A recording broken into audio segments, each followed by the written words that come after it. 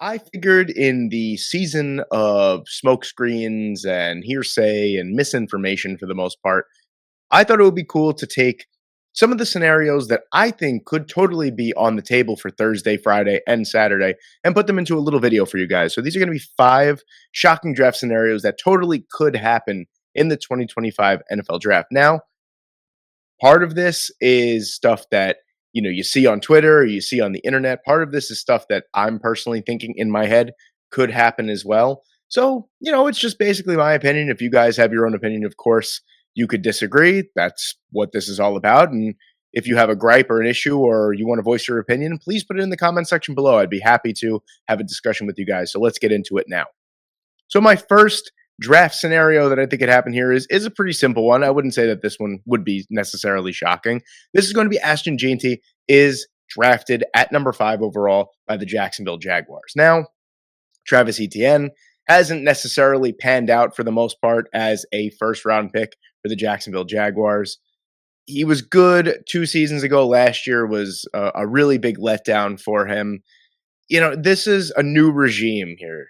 This is James Gladstone's team now. You have Etienne, you have Tank Bigsby, and that's really it. So, would it be so crazy and so far out of the realm of possibility that they draft Jeanty at 5 and they trade away Travis Etienne and they keep Jeanty and Tank Bigsby? I don't think that's necessarily out of the realm of possibility. The Jacksonville Jaguars are a fascinating team to me. Whereas I can see them stick and pick and take Ashton Jeanty. I could see them picking Walter Nolan at 5. I could see them taking Tyler Warren at 5. I could see them trading down. There's a multitude of different scenarios that I could see for the Jacksonville Jaguars. And this is certainly one of them. And I think this would be the most surprising. Maybe not shocking, but this definitely would be the most surprising, in my opinion. And the next one I have here is the Chicago Bears trade up to number 5. They swap places with the Jacksonville Jaguars. The Bears take Ashton Jeanty at 5, and the Jaguars take Tyler Warren at 10. So a couple things have to happen here. The Chicago Bears have to buy into the fact that the New England Patriots have relative, I wouldn't say that there's anything concrete about that, relative interest in Ashton Jeanty. The Jaguars obviously have interest in Ashton Jeanty. And besides for the latest reports that have come out saying that the Raiders are really just throwing up smoke screens. They'd really rather have Jalen Walker or they'd rather have Armand Membu. Make of those smoke screens what you will, but there is relative interest there as well from the Raiders. Maybe the Chicago Bears with 2 second-round picks.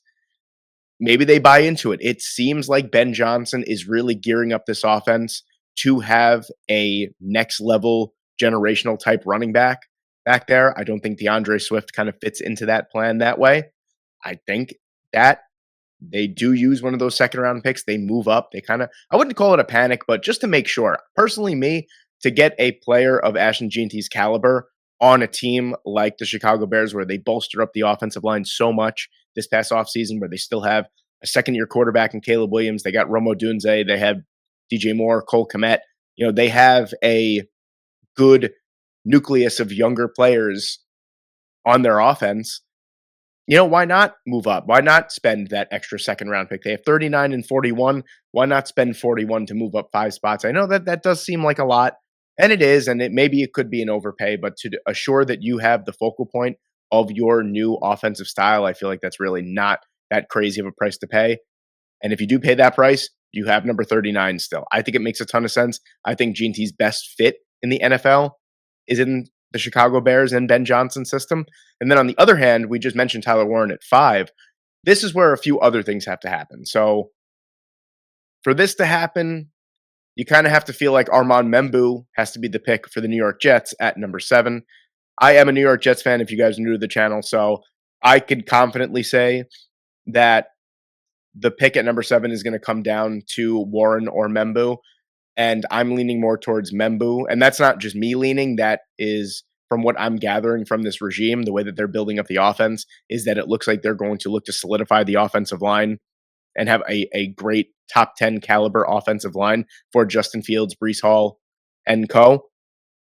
And if Membu's gone, then they'll probably take Tyler Warren. But in this scenario, Tyler Warren is still there. I would say that the sleeper team for Tyler Warren is the Carolina Panthers. I know that they drafted Jatavion Sanders last year. I know that they extended Tommy Tremble as well. But, that in today's day and age, I feel like it doesn't really matter. I mean, Warren is a player that you can kind of line up all over the place, and he could be, a Weapon X kind of player. And then the Saints, of course, who just need a little bit of everything. But I truly don't think that they're going to spend, they have so many other needs. I don't think that they're going to spend a premium pick on a tight end when they need a quarterback, offensive line, defensive line, secondary, all that kind of stuff. So then he falls into the lap of the Jacksonville Jaguars. And essentially, you're playing with house money at that point because the Jaguars tight end is a massive need for them. They did use a second round pick 2 years ago on Brenton Strange. That was a strange pick, in my opinion. No, joke didn't land. Okay. I think that's like the second time on this channel already that I made that joke, and I don't think it landed the first time either. But anyway, I think this pick makes a ton of sense if he is there at number 10. I think the swap makes a ton of sense, and you're getting two dynamic playmakers off the board and a relative win for both teams.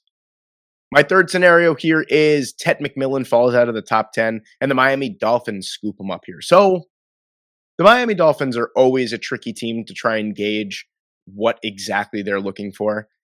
So last year, everyone was saying, you got to go offensive line, you got to go defensive line. And they wound up taking Chop Robinson. And by defensive line, I mean interior defensive line. And they went with an outside linebacker. And while Chop Robinson does look great, and it looks like he's going to blossom into a great pass rusher for the Miami Dolphins, it was kind of a head scratcher at first because you're like, well, that doesn't really address any of their needs. It's just a great player and a great athlete on the team. And the wide receiver room is very topsy turvy. You're looking at Jalen Waddle, who's coming off a very down 2024. Tyreek Hill, who knows what's going on with him? Next thing wide receiver is a sneaky need for the Miami Dolphins. I mean, they have so many other needs too. The secondary is a big need. Jalen Ramsey is actively seeking a trade. They need a safety help. They desperately need offensive line help, unless they truly do believe in Patrick Paul as their next franchise left tackle. Regardless, I still think that they do need some offensive line help. But Tet McMillan falling into the lap of the Miami Dolphins kind of seems a little too good to be true. And I don't think it is a draft scenario that is truly being explored enough. Whereas the Miami Dolphins very, very slowly but surely soon are going to have wide receiver issues. So why not nip it in the butt while you can now? And you're getting arguably a lot of people's wide receiver one on their board. Me personally, I think Matthew Golden, I think Emeka Ibuka. I still kind of sort of think Luther Burden are all a little bit ahead of McMillan for me personally, but he's still a fantastic wide receiver prospect, and I think that he would flourish instantly in the Miami Dolphins offense. Now, be that as it may, you do have to address the offensive line still because it is a disaster. But like I said, the Miami Dolphins are a team that are really, really tough to gauge which direction they're going to go. And I think that this is an option that is not being explored enough personally. And then my fourth scenario here, which could be the craziest out of the lot, to be quite honest with you. I was trying to go in chronological order of the draft itself. So that's why this one ends up here. I wanted this to either be the first or the fifth one, but it sort of kind of ended up in the fourth.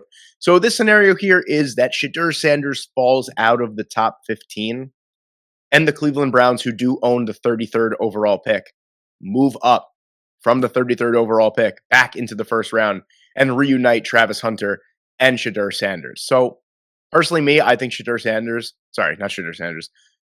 Hunter is a better cornerback prospect than he is a wide receiver prospect. I think he's great either way. I think that he is at the top of the class on both sides, to be quite honest with you.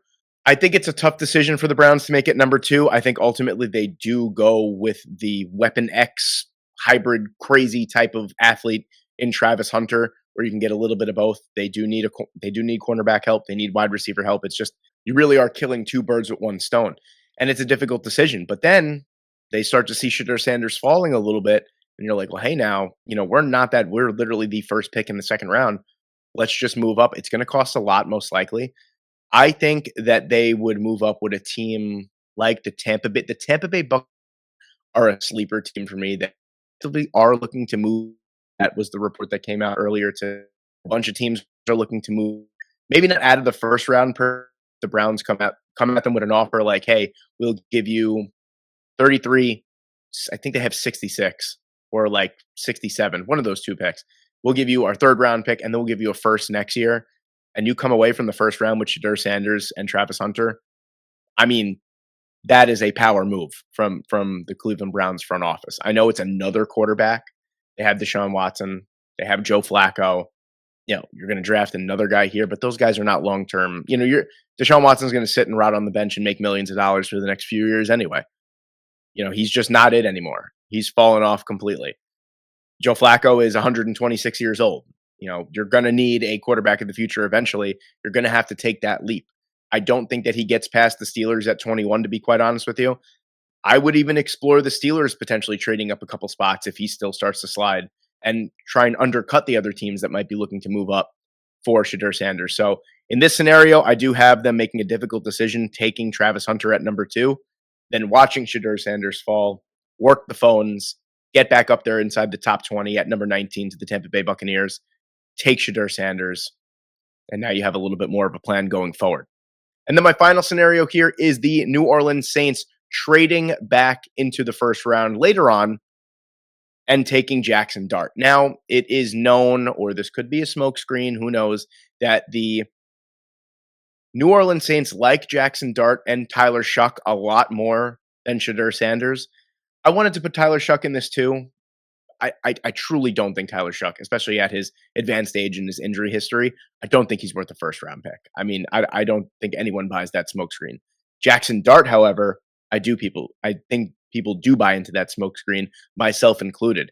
I think that the Saints are a team that are desperate to find a quarterback. I don't think they'll be content with sitting back and waiting until next year. I think Kellen Moore wants to be productive now, and he wants to get his quarterback of the future now and start building him for the future. And that very well could be Jackson Dart. Now I'm talking about a team way later, like the Bills, the Commanders. The Commanders could be a trade down candidate. They could be looking to recoup a couple of those picks that they traded for Laramie Tunsil. They don't have as much of an offensive line need now that they do have Tunsil as well. I believe he is in the last year of his contract. I could be wrong on that.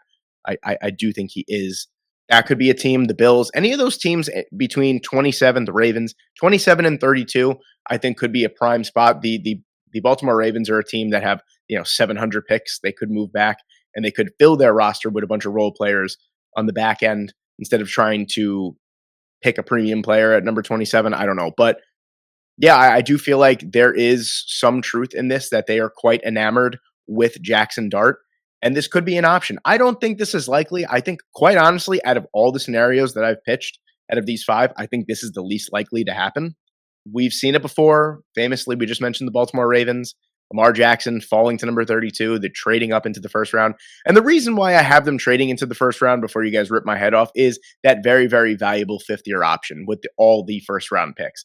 I think that if this is truly your guy and he is falling out of the first round, you move up to the first round, you take him, you have another year of control for one of the most, if not the most expensive positions in football at the quarterback position. You want to win while your quarterback is on a rookie contract, and giving him that 5th-year option, it is a little bit more expensive than the other 4 years, but it's still less that you're going to pay him with an extension. So you move up, you get that 5th-year option, you get that extra year of control, and you try and build up your roster that way. Look at what I was going to say Jalen Hurts, but he was drafted in the 2nd round, so that doesn't really work. But you get what I am saying. That is the reason why I feel like the Saints, if they were to move up for Jackson Dart, I think that would be the reason why. And not only that, the other teams that are at the top of the 2nd round could very well be in a position to draft Jackson Dart as well. The Giants are a team that I think could be looking to draft him as well. So, the Saints may be hearing that, just say, screw it. We're going to go up. We're going to get that 5th-year option.